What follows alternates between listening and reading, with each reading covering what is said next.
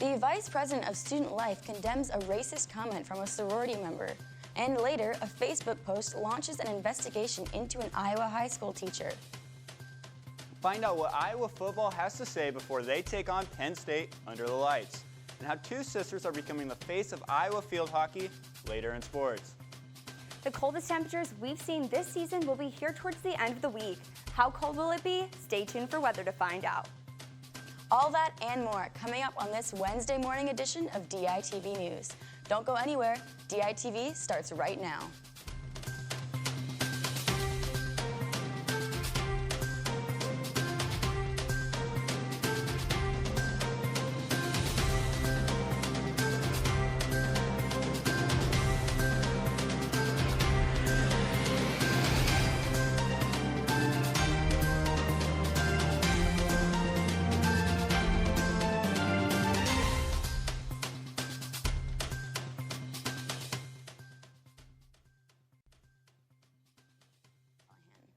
The University of Iowa researchers have received 2 grants totaling $13 million to study the opioid crisis.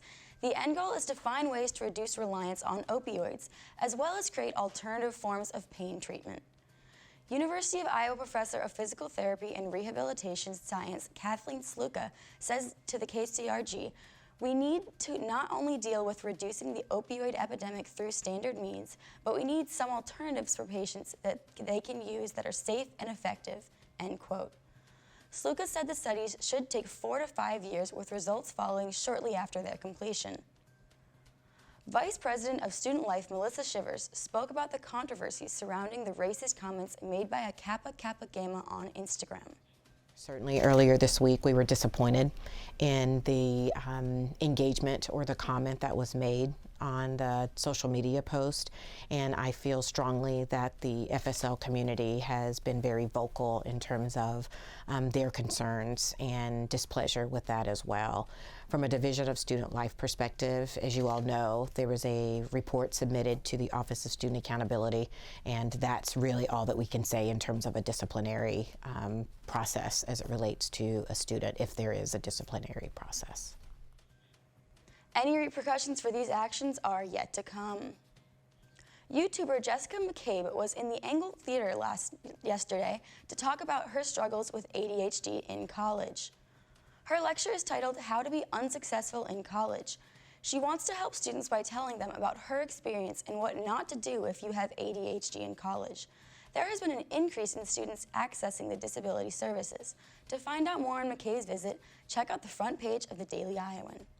Now, people have been pulling out their sweaters and jackets recently, and it looks like fall is really here. We have Melissa in the weather studio to give us more on the weather. Melissa? Thanks, Emily. It's going to be a lot colder, but not quite yet. Today's high is going to be 70 degrees with partly cloudy skies and winds around 13 miles per hour. As we head into tonight, the temperature will drop to 57 degrees and it will be cloudy with a 20% chance of rain. Now let's take a look at the extended forecast. Tomorrow's high will be 68 degrees with a low of 51 and an 80% chance of thunderstorms. On Friday, it will be 53 degrees with an 80% chance of rain in the morning. This weekend, on Saturday, it will be cloudy with a high in the low 50s and winds around 20 miles per hour. On Sunday, it will be partly cloudy with a high in the low 50s, and on Monday, it will be partly cloudy with a high in the mid-50s. If you're planning on going to the game this weekend, I suggest you bring a warm coat and a blanket because it's going to get really cold. Emily, back to you at the desk. Thanks, Melissa. A high school teacher has been put on administrative leave because of a comment he made about Greta Thunberg's visit to Iowa City on Friday. Waterloo science teacher Matt Beisch commented, "Don't have my sniper rifle," on an article detailing the climate activist's plans to visit last week. The comment, as well as his page, have since been deleted, but screenshots were posted on the Waterloo Community School District Facebook page. A second investigation into Beisch's comments have been launched by Waterloo law enforcement. Now, getting a job may become easier for people with a criminal record in Waterloo. Officials in Waterloo approved a measure that would ban businesses from asking applicants about their criminal records. Employers won't be allowed to ask applicants if they have a criminal record or history, allowing applicants who do have records to go farther in the job application process. This measure would let people with criminal convictions have a fair chance of getting a job. Now, Tanner has some pretty tragic news for us in Iowa football. More in the weather studio. Tanner? Thanks, Emily. There is some tragic news coming out of Iowa football. Former Hawkeye running back Derrick Mitchell Jr. died at the age of 24 on Tuesday after suffering injuries from a car accident over the weekend. Head coach Kurt Ferentz confirmed the death at yesterday's press conference. So it's just a very tough thing, and way too young for something like that to happen. So our feelings are certainly condolences with his entire family, and it's just a sad thing to relay. Mitchell played from the 2013 to 2016 seasons, recording 339 total yards and 3 touchdowns with the Hawks. But the Hawks will look ahead as they take on another challenge this week as they take on number 10 ranked Penn State in primetime on Saturday. The team wants to move on from their loss to Michigan and focus on the Nittany Lions. Literally, you game plan for the next opponent, forget about last week. Everything, my mindset, and I believe the whole offense mindset is going 1-0 each week, and that's our plan this week. Go 1-0, forget about last week. We got a new opportunity. They're kind of the same caliber of defense, just really stingy defense. Penn State's actually, I think, one of the more higher-rated defenses in the country, so it's going to be an even bigger challenge for our offense and our defense. It might be a low-scoring game again, so we're going to have to just stick it into the end. Turn the page. I mean, I understand it was a close one. Probably one that we all wanted, but just got to turn the page. I mean, you got Penn State, a top 10 team coming in Kinnick at night, so I mean, you got to be ready for that one.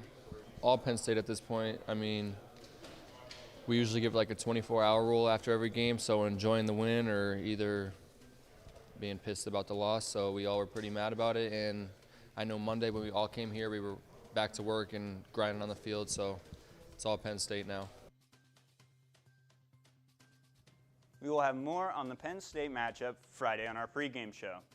While the football team is trying to come off a tough loss, the Iowa field hockey team is 3-0 in conference play so far this season, with some help from the German sister duo Sophie and Loki Strebos. DITV sports reporter Maddie McCarran has more.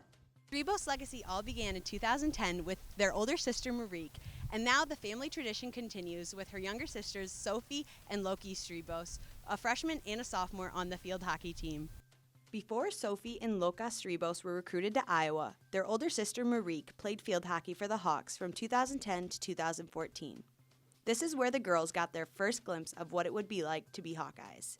Tracy Grisbaum and I flew over to Belgium, watched Marika play, met the family. At the time, Loka and Sophie were, about this big, which is pretty funny. And, Marika was a great Hawkeye, so she's kind of the one who started it all. But it all came from a Hawkeye connection. Since I was young, played with my sister, so it's like not really a difference for me. We were always really close, so yeah, it's just fun and enjoying like every minute on the field. From watching Marique play and now coming all the way from Belgium and Germany to play as well, the girls have found Iowa to become their home away from home. Well, they're all wonderful people, great students, very, very humble, and they've been model athletes in our program. Definitely, the team is like a second family, and they're really supportive. My best friends, I really feel at home here. The Strebos sisters and the rest of the Hawks have 6 games left leading up to the Big Ten tournament in November, and the girls have their sights set on making it. Reporting from Grant Field, Maddie McCarran, DITV Sports. The Strebos sisters and the Hawks will travel to College Park to face the undefeated Terrapins on Friday.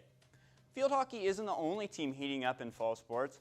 Iowa men's tennis player Kareem Alof won back-to-back matches in straight sets yesterday to advance into the main draw at the ITA All-American Championships. Alof, who is ranked 69th in the nation, became only the second Hawkeye in program history to advance to the main draw. Alof managed to win his third match of the tournament without dropping a set to improve to 26-13 all-time in fall tournaments. That is it for me in the sports studio today. Tune in tomorrow to hear from Iowa men's basketball before their season gets underway. Emily, back to you at the desk. Thanks, Tanner. After breaking her own records, Simone Biles has broken a world record. She became the most decorated female gymnast in history after her 21st World Championship medal. She broke her tie with former Russian gymnast Svetlana Kurinka for the most medals awarded to a woman. She won 15 medals and won a gold yesterday where Team USA competed with other countries. That's all we have for you on this Wednesday morning edition of DITV News. Be sure to head over to the Daily Iron for all your latest news between Monday and Friday. Thank you all. I've been Emily Callahan. Have an amazing day, Iowa City.